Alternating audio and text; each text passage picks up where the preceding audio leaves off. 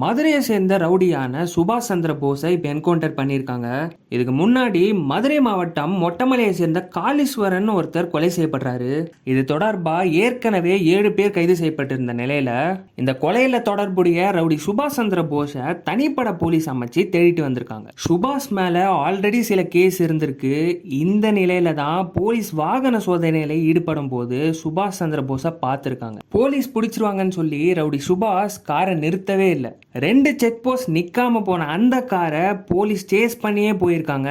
மதுரை சிந்தாமணி கிட்ட இருக்க வனப்பகுதியில் நுழைஞ்ச அந்த காரை தொடர்ந்து போயிருக்காங்க பூமிநாதன் தலைமையிலான தனிப்படை போலீஸ். ஒரு வழியா சுபாஷ் சந்திர போஸை அரெஸ்ட் பண்ண முயற்சிக்கும் போது சுபாஷ் வச்சிருந்த அருவாளால போலீஸை வெட்டி இருக்காரு. இந்த நிலையில தான் செல்ஃப் டிஃபென்ஸ்க்காக போலீஸ் சுபாஷ் சந்திர போஸை என்கவுண்டர் பண்ணியிருக்காங்க. ஆக்சுவலாக இந்தியன் லா படி, அதுவும் ஸ்பெசிஃபிக்காக ஐபிசியில் செல்ஃப் டிஃபென்ஸ்க்காக ஃபோர்ஸை யூஸ் பண்ணிக்கலாம்னு சொல்லப்பட்டிருக்கு.